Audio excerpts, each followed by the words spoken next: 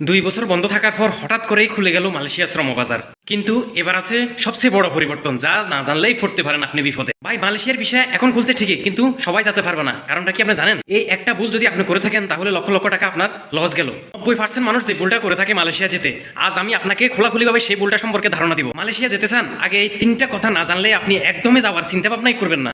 2 বছর বন্ধ থাকার পর হঠাৎ করেই খুলে গেল মালয়েশিয়ার শ্রমবাজার।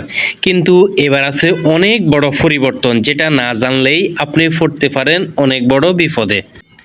মালয়েশিয়ায় দীর্ঘদিন ভিসা বন্ধ থাকার পর আবার বিদেশি কর্মী নিচ্ছে। এর ফলে বাংলাদেশের অনেক মানুষের জন্য নতুন সুযোগ তৈরি হয়েছে।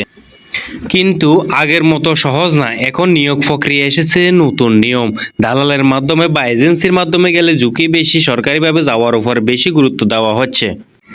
যারা যেতে চান তাদের উচিত সঠিক তথ্য জেনে আবেদন করা, বিশ্বস্ত এজেন্সির মাধ্যমে যাওয়া, অতিরিক্ত টাকা লেনদেন থেকে সাবধান হওয়া।